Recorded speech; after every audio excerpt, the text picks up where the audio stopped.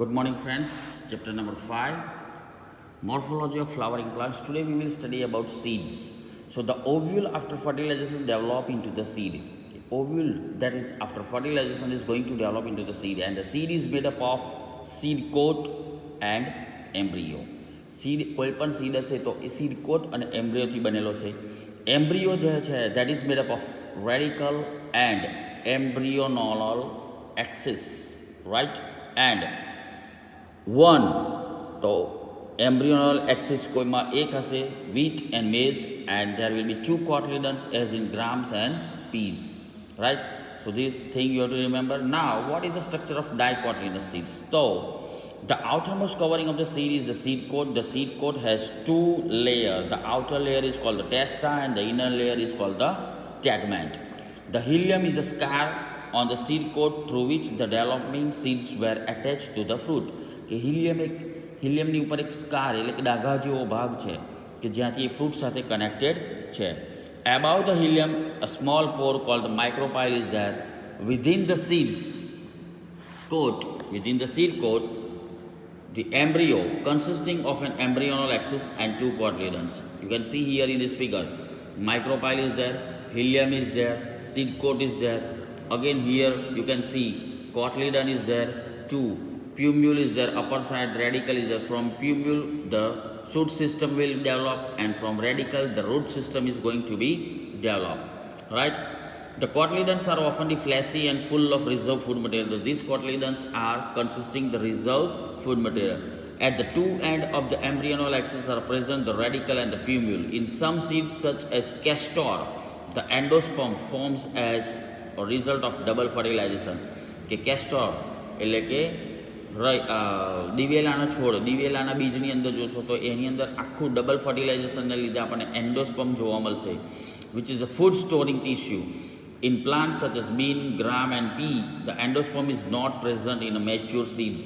કે જ્યારે બી છે, પીન છે, આવા બધા જ્યારે મેચ્યોર થયેલા છે તો એની અંદર એન્ડોસ્પર્મ આપણને જોવા મળશે નહીં. And such seeds are called as non-endospermic seeds.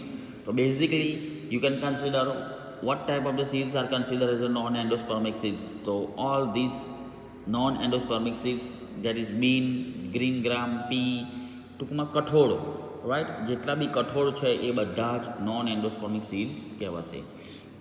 Now let us see the structure of monocotyledonous seeds.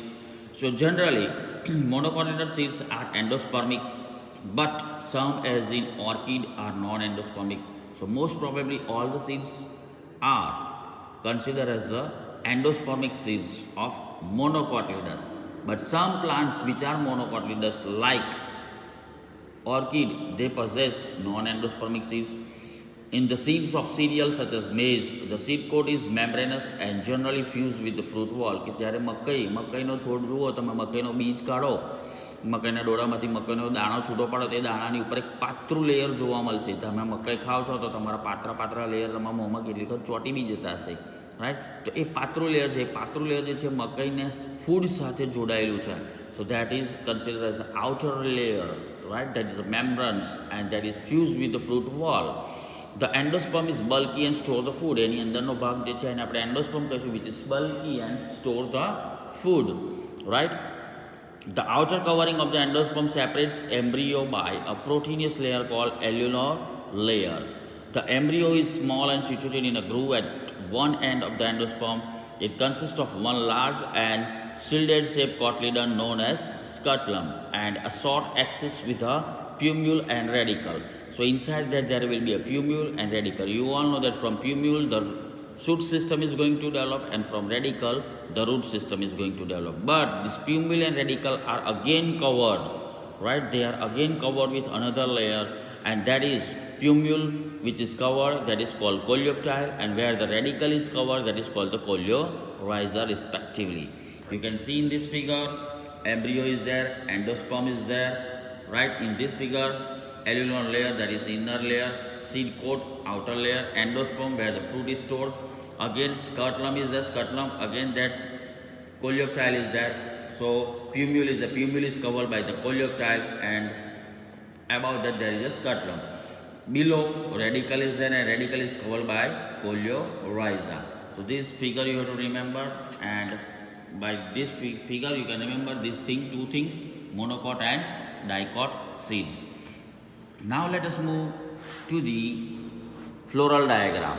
So this is very easy. For floral diagram you have to remember these symbols, and what does this symbol indicates, that you have to remember, right? It's very easy, you just go through it. If you don't understand, then do not take any tension. I will explain you, right? When you will come here or when we will have a physical class, then I will explain how to draw and how to do it. But still, for this you have to remember how we can make this formula and how we have to write down. So which word is used for what purpose, that you have seen, it is given in this paragraph. Let us see.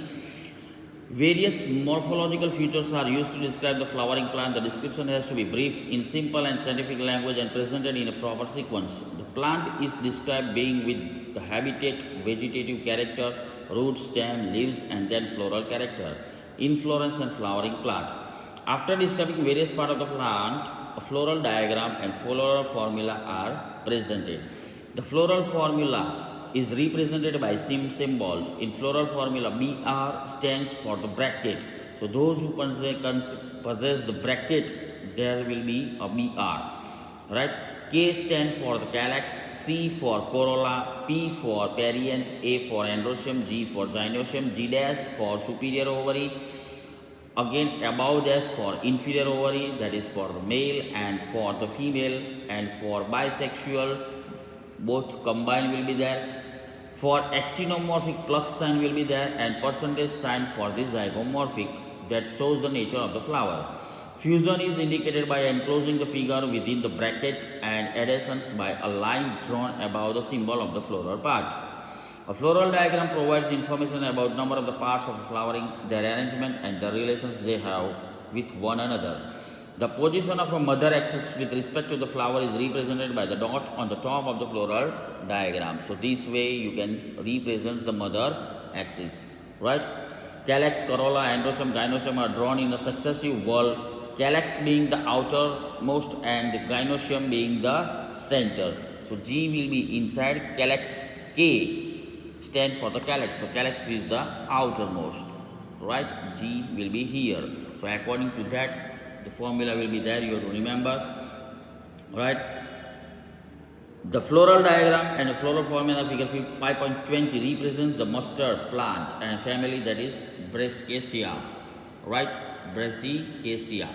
So this is the floral formula for rye plant, right? Rye plant, and that family is Brassicaceae. In this chapter, 4 figures are there. This 4 figure, one, this formula, another one, this one figure, formula, another one, this figure, formula, right?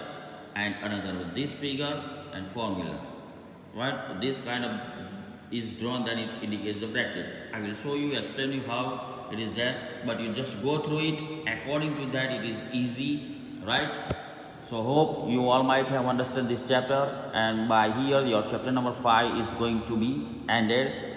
Prepare it, study it well, make a note and write down in your notebook each and every exercise of this chapter.